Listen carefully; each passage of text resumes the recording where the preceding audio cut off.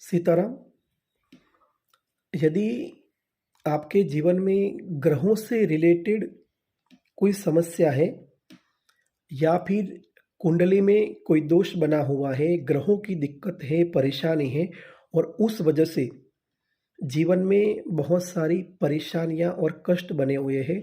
यदि आपको लगता है कि आपने ग्रहों के उपाय किए हैं फिर भी आपकी समस्या दूर नहीं हो रही है, या फिर कुंडली में जो ग्रह हैं वो सही जगह पर बैठे हुए हैं फिर भी आपके जीवन में दिक्कतें और परेशानियां आ रही हैं, तो आपकी जो राशि है उसके देवता की एक बहुत ही बढ़िया साधना आप सभी को आज बताने जा रहा हूं। ये बहुत ही सरल और प्रभावशाली साधना है। ये साधना 21 दिन की है। अगर आप पूर्ण विधि विधान से जिस प्रकार से बताया है उस प्रकार से अगर साधना करेंगे तो अवश्य ही आपके जीवन में जो ग्रहों से रिलेटेड बाधा है वो दूर होगी। चाहे वो कोई भी ग्रह हो, किसी भी प्रकार का ग्रह का दोष हो, मगर इस साधना से उसमें आपको राहत मिलेगी और आपके जो कार्य है उसमें आपको सफलता मिलेगी। जीवन में सुख और शांति की प्राप्ति होगी। आपको करना है कि आपका जो जन्म का नक्षत्र है उस नक्षत्र के दिन ये साधना आपको शुरू करनी है। अगर आपको आपका जन्म का नक्षत्र नहीं पता है तो वर्तमान में किसी भी शुभ मुहूर्त में रविवार को या सोमवार को ये साधना शुरू करनी है।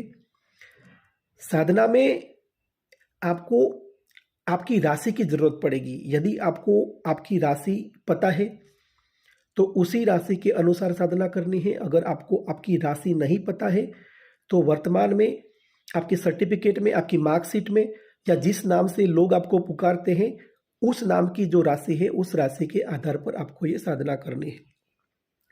करना यह है कि रविवार को किसी भी शुभ मुहूर्त में आपको अपने घर में किसी भी स्वच्छ और अच्छी जगह पर एक चौकी लगा दीजिए और चौकी के ऊपर एक सफेद कपड़ा रख दीजिए। अब उस सफेद कपड़े के ऊपर आपको 5 सुपारी रखनी है। 5 साबुत सुपारी एक साथ पास पास में बीचों बीच जो चौकी रखी उसके बीचों बीच 5 सुपारी रख दीजिए। अब उस सुपारी के ऊपर थोड़े फूल डाल दीजिए। उसके सामने एक घी का दीपक लगा दीजिए और 2 अगरबत्ती लगा दीजिए। वैसे दीपक और अगरबत्ती आप नहीं लगाएंगे तो भी उसकी कोई आवश्यकता नहीं है। अब जब ये कार्य आप संपन्न कर ले तब 2 हाथ जोड़कर भगवान श्री गणेश जी का स्मरण करिए और बोलिए कि मेरे जीवन में जो विघ्न है वो बाधाएं हैं वो आप दूर करिए और मेरी साधना को आप सफल करिए। उसके बाद अपने इष्ट देवता का स्मरण करिए, अपने गुरुदेव का स्मरण करिए, अपने पितृ अपनी कुल देवी का स्मरण करिए। सभी लोगों को सभी शक्तियों को बारी बारी प्रणाम करिए। जब ये प्रणाम आप कर ले उसके बाद आपको क्या करना है, आपकी जो राशि है, मैंने बताया कि अगर आपको आपकी राशि पता है तो जो राशि है उसके जो अधिदेवता है, उस राशि के जो देवता है उसका जो मंत्र है उस मंत्र का आपको 11 माला जप करना है और रुद्राक्ष की माला लेनी है। अगर आपके पास रुद्राक्ष की माला नहीं है तो आप तुलसी की माला से भी ये जप कर सकते हैं। तो 11 माला आपको जप करना है। अब आपको समझ लीजिए कि आपको आपकी राशि के अधिदेवता का, आपकी राशि के जो देवता है उसका मंत्र नहीं पता है, तो ये जो मेरी YouTube चैनल है, जो वीडियो आप देख रहे हैं उसके नीचे डिस्क्रिप्शन है, उस डिस्क्रिप्शन में आपको आपकी राशि का देवता का मंत्र मिल जाएगा। तो वो जो मंत्र है उस मंत्र का आपको 11 माला जप करना है। जब आप 10 माला जप समाप्त कर देते हैं तब 11वीं जो माला है उसमें आपको क्या करना है, 10 माला समाप्त कर लीजिए और जो 11वीं माला है उसमें क्या करना है, आपको 7 प्रकार के अनाज आपके पास में पहले से लेकर बैठना है। 7 प्रकार के अनाज, जो भी आपको इच्छा हो वो 7 अनाज आप ले लीजिए। अनाज लेने हैं, वो 7 अनाज लेना है और अपना जो दाया हाथ है उस दाया हाथ से, जैसे हम यज्ञ में कैसे आहुति देते, हवन में कैसे आहुति देते, इस प्रकार की मुद्रा से इतनी जगह में जितना भी दाना आता है, जितना भी अनाज आता है, उस प्रकार से जैसे हम यज्ञ में आहुति देते हैं, जैसे हम हवन में आहुति देते हैं, उसी प्रकार से इस मुद्रा में जितना भी अनाज आता है वो अनाज लेते हुए उस 5 सुपारियों के ऊपर डालना है। आपको 108 बार मंत्र बोलते हुए 108 बार वो अनाज डालना है। फिर आप फिर से सभी देवी देवताओं को प्रणाम करिए, नवग्रहों को प्रणाम करिए, आपके राशि के जो इष्ट देवता है, अधिदेवता है, उनको प्रणाम करिए और ये साधना संपन्न करिए।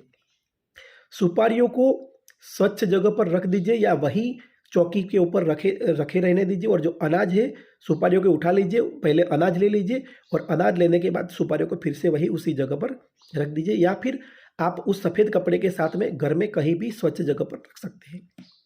फिर दूसरे दिन फिर से आपको उसी प्रकार से चौकी के ऊपर सुपारी रखनी है, और जो माला आपको 11 माला करनी है वो 10 माला करके 11 माला फिर से अनाज, नया अनाज लेना है। जो पुराना अनाज आपने डाला था, जो अनाज डाला था, वो अनाज किसी स्वच्छ जगह पर रख देना है आपको, घर में किसी जगह पर संग्रह करके रख देना है।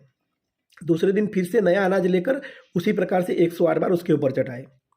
इस प्रकार से ये कार्य निरंतर आपको 21 दिन तक करना है, और इस 21 दिन आपको नित्य सुबह भगवान श्री सूर्य नारायण को, सूर्य को अर्घ्य अवश्य देना है। 1 लोटा तांबे के लोटे में जल भर लीजिए, और ये जब साधना संपन्न हो जाए उसके बाद आप तांबे के लोटे में जल भरा हुआ जो है वो भगवान सूर्य नारायण को अर्पण कर दीजिए। 1 लोटा जल उनको अर्पण करना है। बस इतना सा क्रम है। 21 दिन लगातार ये साधना करनी है। जब 21 दिन पूरे हो जाए तो जो अनाज आपके पास इकट्ठा हुआ है वो अनाज आप किसी शिव मंदिर में रख दीजिए, या फिर किसी पेड़ के नीचे रख दीजिए, और इससे भी अच्छा है किसी भी नदी है या तालाब है जिसमें मछलियाँ हो तो उस तालाब में उस अनाज को छोड़ दीजिए, विसर्जित कर दीजिए। जितना भी अनाज इकट्ठा हुआ है उसको तालाब में विसर्जित कर दीजिए, नदी में विसर्जित कर दीजिए, या फिर किसी भी पेड़ के नीचे छोड़ दीजिए, जिससे किसी के पैरों में नहीं आना चाहिए वो अनाज, या किसी शिव मंदिर में भगवान शिव के पास रख दीजिए, शिवलिंग के पास रख दीजिए। अब आपको क्या करना है, जो 5 सुपारी है वो 5 सुपारी में से 1 सुपारी आपको किसी भी मंदिर के अंदर दबा देनी है। कहीं पर भी थोड़ी जगह है मंदिर में, अगर कच्ची जमीन है या कुछ ऐसा है तो ऐसी जगह पर दबा देना है। मंदिर में ऐसी जगह नहीं है तो मंदिर में किसी भी गुप्त स्थान पे उसको रख दीजिए जहाँ से कोई उठाए नहीं। मंदिर में किसी भी गुप्त स्थान पे रख दीजिए, जहाँ आपको अनुकूल लगे वहाँ वो सुपारी रख दीजिए। 1 सुपारी आपको किसी भी स्मशान में जाकर दबा देनी है। 1 सुपारी पीपल के पेड़ के नीचे दबा देनी है। कोई भी पीपल का पेड़ मिले उसमें थोड़ा खड्डा खोदिए, उसमें सुपारी डाल दीजिए और मिट्टी डाल दीजिए। 1 सुपारी बरगद के पेड़ के नीचे दबा देनी है। जैसे पीपल के पेड़ के नीचे दबाया ऐसे बरगद के पेड़ के नीचे दबा दीजिए, और 1 सुपारी कोई भी नदी के किनारे जाकर, नदी के किनारे वहाँ पर खड्डा खोदकर उसमें दबा देनी है। 5 सुपारी 5 अलग अलग स्थानों पर दबानी है।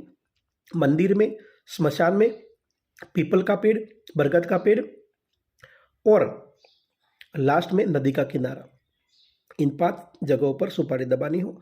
ये कार्य करते वक्त भगवान को प्रार्थना करनी है कि मेरे जीवन में जो ग्रहों से रिलेटेड दोष है, जो बाधाएं हैं, जो कष्ट हैं, हे भगवान आप दूर करिए।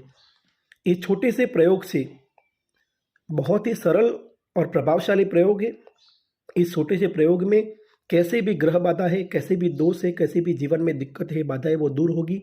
आर्थिक परेशानियां हैं तो वो दूर होगी, शारीरिक परेशानियां हैं तो वो दूर होगी, मानसिक चिंता बनी रहती है तो वो दूर होगी, जीवन में सफलता नहीं मिल रही तो वो दूर होगी, और ग्रहों से रिलेटेड दोष दूर होगा, और आपकी राशि बहुत ही प्रभावशाली तरीके से आपको फल देना शुरू कर देगी। अवश्य ही आप सभी लोग एक प्रयोग करें। माँ भगवती की कृपा आप सभी के ऊपर बनी रहे। सीताराम।